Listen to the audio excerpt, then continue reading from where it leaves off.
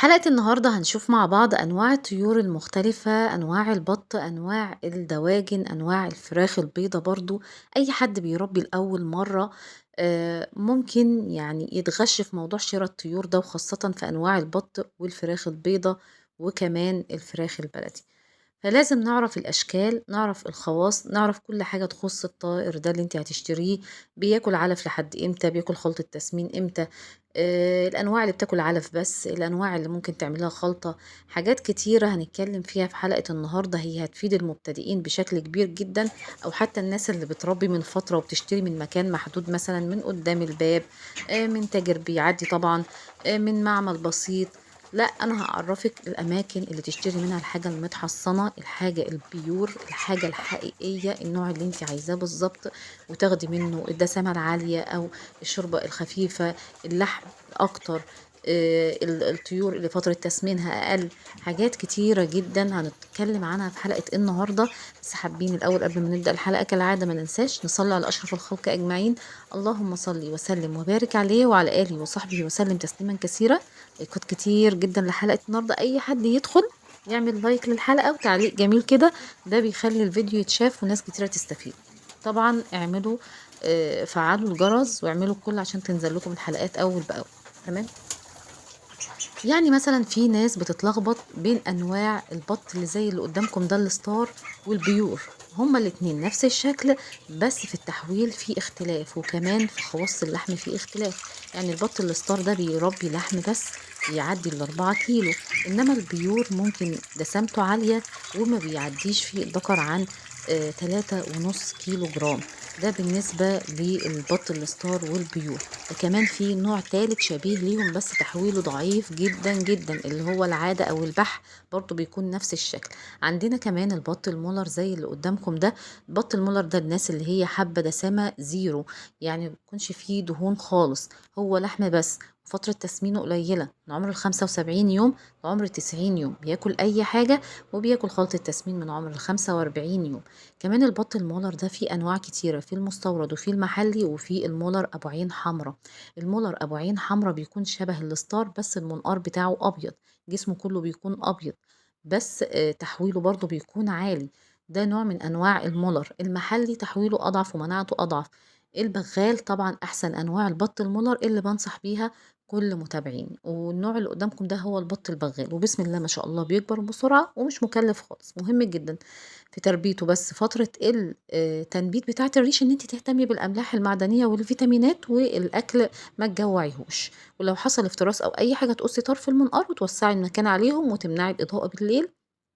طبعا معروف لكل انواع البط يستحسن ان احنا ما نعملش اضاءة من بعد عمر الاسبوعين. تمام. لكن الفترة الأولانية احنا بنحضن بالإضاءة، وبندي مقويات وفيتامينات لعمر ال15 يوم، بننزل المنشط الكبدي، وده معروف جدا على القناة بتاعتي، دايما بقول عليه مهم جدا للبط علشان بيحمي من الكوليرا والأمراض الفيروسية الخطيرة اللي هي بتسبب نافق كبير جدا للبط بتاعنا. نيجي بقى للناس اللي بتقول البلدي يوكل وبتحب أي حاجة بلدي بيور، حاجة كده بسم الله ما شاء الله. معاكي البط البلدي أو السوداني، نفس الشكل اللي انتوا شايفينه ده. البط ده بيشيل أوزان وكل حاجة، بس الذكر ما بيتعداش فيه ال3 كيلو، والنتاية ما بتعداش فيه ال2 كيلو 100 أو 200 جرام، ما بيزيدوش عن كده. بس كطعم لحم هايل جدا. شوربة خفيفة برضو إلى حد ما، بيكون في نسبة دسامة البط البلدي على فكرة، بس مش عالية زي انواع البط التانية. بس طعم لحم هايل جدا جدا. ومن وجهة نظري الشخصية انا جربت كل انواع البط. البط الستار اللي انا بربيه معاكم دلوقتي ده آه، يعني لحمته جميلة جدا جدا. مش عايزة اقول ان هي احسن من البلدي كمان، وفترة تسمينه اقل. يعني البلدي ممكن ياخد معاكي 4 شهور عشان تاخدي حاجة محترمة، انما البط ده اقصى حاجة شهرين. يعني اقصى حاجة تطلعي تبيعي تذبحي منه الشهرين، يعتبر بديل الابيض اللي احنا شفناه اول الحلقة.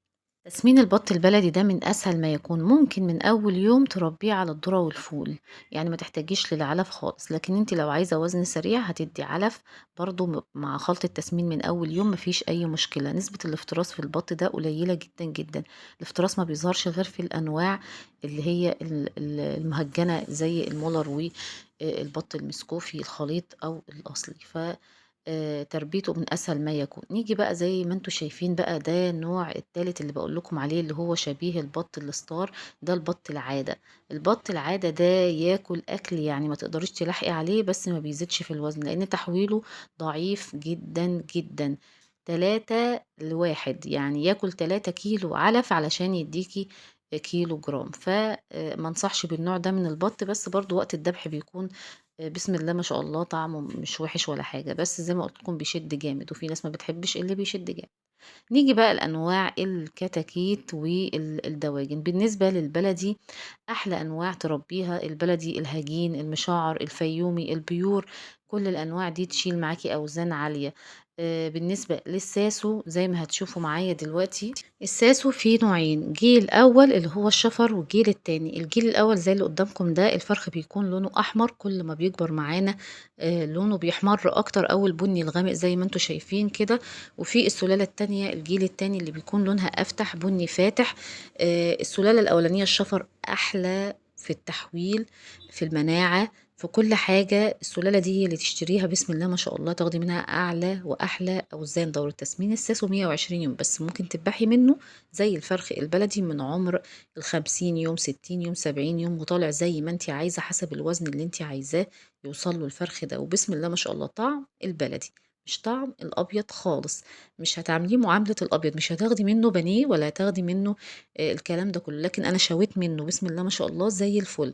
والسلق كمان أحلى وأحلى بمراحل عن البلدي كمان للناس اللي ما جربتش الساسو. فالساسو يعتبر من الأنواع الهايلة جدا، وسعره بيكون أعلى من الأبيض عشان فترة تسمينه أطول. تمام. وتقدري تخلطي له زي البلدي برضو من عمر 45 يوم. فيعتبر برضو من الأنواع الهايلة جدا اللي بنصح بتربيتها للناس اللي هي بتحب الفرخ البلدي الأوزان العالية. تمام. وزي ما قلت لكم في أنواع تانية من الدواجن كتير جدا، في الجميزي التسمين والبياض، في البيور المشعر، الهجين، الحر. في أنواع كتيرة جدا من الطيور، من كل نوع هتلاقي كذا نوع يعني، وعلى مستوى العالم آلاف الأنواع يعني. اللي احنا بنربيه هنا مش موجود بره، اللي موجود بره مش موجود عندنا. فحاليا لاحظت يعني هنا في مصر بدأنا نجيب سلالات من بره زي الهندي وزي الأنواع دي، وبندخلها في وسط طيورنا وناخد سلالات أجدد. فهتلاقي في سلالات جديدة مش زي زمان. كل اللي كنا بنربيه البط اللي زي اللي قدامكم ده البلدي والفراخ وخلاص، الحر اللي هي علشان ناخد منها البيضة. لكن دلوقتي هتلاقي أنواع كتيرة جدا جدا، وفي الغالي وفي الرخيص وفي طبعا زي ما انت عايزة. البط المسكوفي طبعا بلاحظ من متابعين ان هما ما بيعرفوش شكل البط المسكوفي الاصلي، بيكون شكله كده يا جماعة غير الخليط. الخليط بيكون عاطي على شكل البلدي، في اول الايام بيكون ظهر البطاية السوداء فيه بيكون فيها نقط صفرة.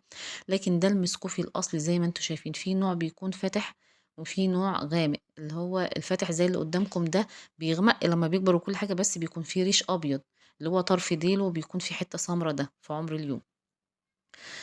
وهنا طبعًا زي ما أنتم شايفين لمّا بيكبر المسكوفي معانا هنا عُمر الشهرين، شكله بيكون مميز برضه ومعروف قريب من البلدي لأ، بس مختلف. يعني أنا لو نازلة السوق كده هاعرف اللي بتبيع دي بتبيع لي مسكوفي والّا بلدي. والمسكوفي هايل جدًا كطعم وككل حاجة. ده بقى البلدي السوداني، شايفين بقى الاختلاف؟ يعني لو رجعتِ المقطع ده شوية لورا هتلاقي في اختلاف بين المسكوفي والبلدي. البلدي ليه شكل مميز معروف، والمسكوفي ليه شكل تاني خالص، بالذات من عند المنقار بيكون في حتة حمرا كده.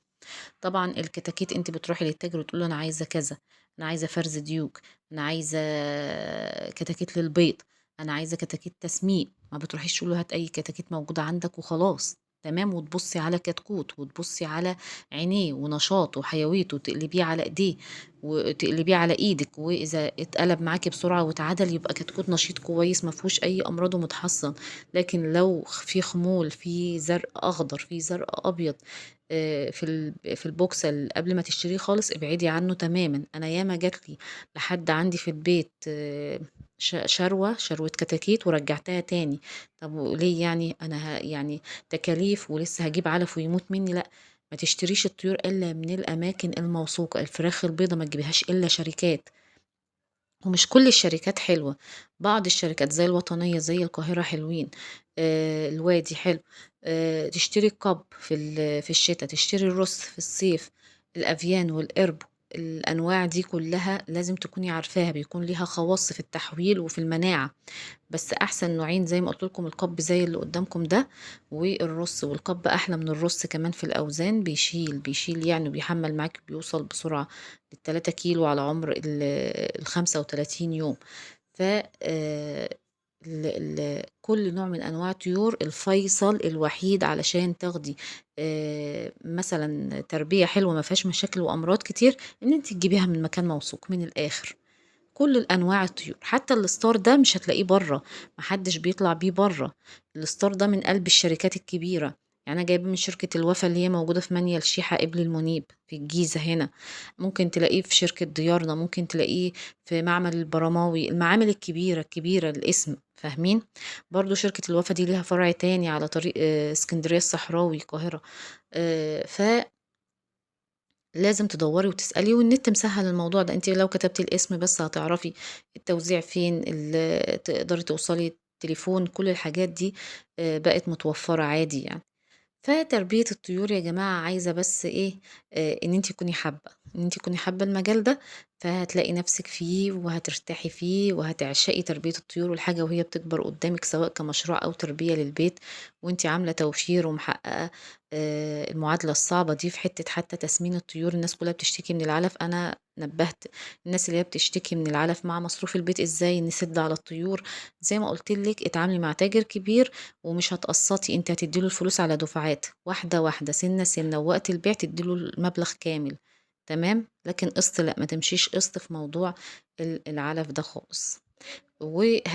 هاتي الطيور اللي دورة تسمينها بسيطة قليلة مش كبيرة، وهاتي برضه الطيور اللي ما بتستهلكش أعلاف كتير في البداية لو أنتِ حابة تعملي مشروع، هاتي الطيور وبيعي أعمار، يعني هاتي مثلًا زي الفرخ الكتكوت اللي قدّامكم ده اللي هو البلدي الهجين وبيعيه أعمار، عُمر 20 يوم، عُمر 45 يوم، بالكيلو بعد كده بالواحدة قبل الكيلو طبعًا. وهتلاقي إن الموضوع سهل وبسيط جدًا، ومع التوضيحات اللي أنا باقدّمها لِك دي هتلاقي إن الدنيا سهلة طبعًا، ومش هتحتاجي لتوضيحاتي بعد كده هتكوني أستاذة طبعًا في تربية الطيور، أتمنى أكون أفدتكم، دمتم في رعاية الله، والسلام عليكم ورحمة الله وبركاته.